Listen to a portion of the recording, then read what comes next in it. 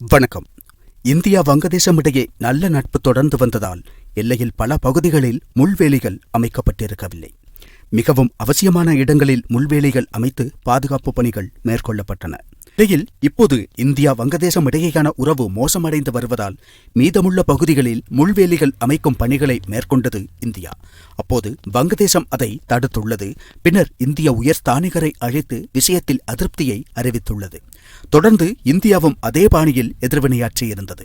இந்நிலையில் வங்கதேசம் என்னதான் தடுத்தாலும் எங்கு சென்று குறை சொன்னாலும் முள்வேலி அமைத்தே ஆக வேண்டும் என்று முடிவு செய்துள்ளது இந்தியா. இந்தியா வங்கதேசம் இடையேயான உறவு அரசாங்கங்களுக்கு இடையேயான உறவு என்பதை தாண்டி மக்களுக்கிடையிலான உறவாகும். அதனால் அதில் சிக்கல் ஏற்பட வேண்டாம் என்று கருதி இந்தியா மென்மை போக்கை கடைபிடித்து வந்தது. ஆனால் தாழ்ந்து கொடுத்தால் தலையில் ஏற முயற்சிக்கும் குணமுடையவர்களாக இருக்கிறார்கள் வங்கதேசிகள். அதனால் என்னவானாலும் இனி முள்வேலி அமைத்தே ஆவோம் என்ற ஒரு முடிவை எடுத்துள்ளதாக அறிய முடிகிறது. அப்படியாகும்போது வங்கதேச ராணுவம் வேடிக்கை பார்த்து கொண்டுதான் இருக்க முடியும். வங்கதேசத்தில் இருந்து போதைப் பொருட்களும் ஆயுதங்களும் எல்லாம் கடத்தப்படுவது கண்டுபிடிக்கப்பட்டுள்ளது. அவ்வாறு கடத்தலில் ஈடுபட்ட ஒரு குழுவை இந்திய ராணுவம் பிடிக்கவும் செய்துள்ளது சமீபத்தில். அதனால் அந்த விஷயத்தை தீவிரமாக எடுத்துக்கொண்டுதான் இப்போது விரைவில் முள்வேலிகள் அமைக்க தீர்மானித்துள்ளது இந்தியா. வங்கதேசம் முதலில் தடுக்க முயன்றது. அப்போது இந்தியா நட்பின் மொழியில் எடுத்துச் சொன்னது. ஆனால் திருந்தவே மாட்டோம் என்று வங்கதேசம் அடம்பிடிப்பதை பார்த்தபோது உன்னால் முடிந்ததை செய் என்ற விதத்தில் இந்தியா மாறத் தொடங்கியுள்ளது. வங்கதேசம் இதுவரை இந்தியா என்ற நண்பனைத்தான் கண்டுள்ளதே தவிர இந்தியா என்ற எதிரியை காணவில்லை. அதை காணும்போது தாக்குப்பிடிக்க முடிந்த திறனும் வங்கதேசத்திற்கு இல்லை.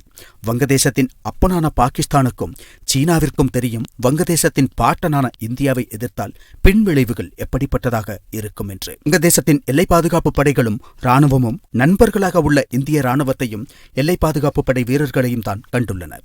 ஆனால் வங்கதேசம் இதுவரை இந்திய ராணுவம் மற்றும் எல்லை பாதுகாப்பு படைகளின் வலிமையை பார்க்கவில்லை. அவ்வாறு பார்க்கும் சூழல் ஏற்பட்டால் அவர்களால் அதை தாங்க முடியாது.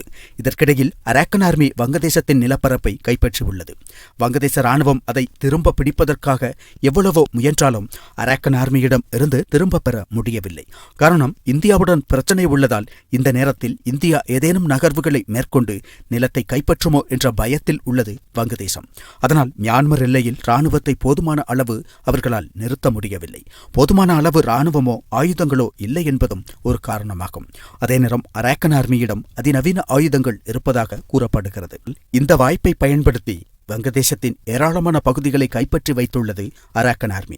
அவர்கள் மியான்மரிலும் வங்கதேசத்திலுமாக கைப்பற்றி வைத்துள்ள நிலப்பரப்பை ஒரு புதிய நாடாக அறிவிப்பதற்கான வாய்ப்பும் உள்ளது. அதற்கான நகர்வுகளை மிக வேகத்தில் அரக்கன் ஆர்மி நடத்தி வருவதால் அங்கு மிகுந்த நெருக்கடியில் உள்ளது வங்கதேசம். இந்தியாவிடம் 7 சிஸ்டர்ஸ் மாநிலங்களை மறந்து விடுங்கள் என்று வசனம் பேசியிருந்தாலும் அவர்களால் எதையும் நினைவில் வைக்க முடியாத நிலை உள்ளது. வங்கதேசம் அதிக அளவில் இந்தியாவுடன் தான் எல்லையை கொண்டுள்ளது. சிறிய அளவு மியான்மருடன் எல்லையை கொண்டுள்ளது. மியான்மர் எல்லையில் மியான்மர் ராணுவம் இப்போது இல்லை. அங்கு முன்னில் நிற்பது அரக்கன் ஆர்மி தான். இந்நிலையில் இந்தியா அரக்கன் ஆர்மி இடையே புரிந்துணர்வு ஏற்பட்டுள்ளதாக ஊடகங்கள் குறிப்பிடுகின்றன. அப்படியானால் மொத்தத்தில் வங்கதேசத்தை 4 புறமும் சூழ்ந்துள்ளது பாரதம்.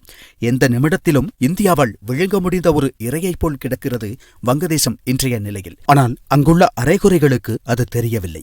அவர்கள் 7 சிஸ்டர் சிலிகுரி கோரிடோர் பற்றியெல்லாம் முட்டாள்தனமாக வசனங்கள் பேசும்போது அவர்களை இந்தியா 4 புறத்திலும் சுற்றி வளைத்துள்ளது என்ற உண்மையை உணர மறுக்கிறார்கள்.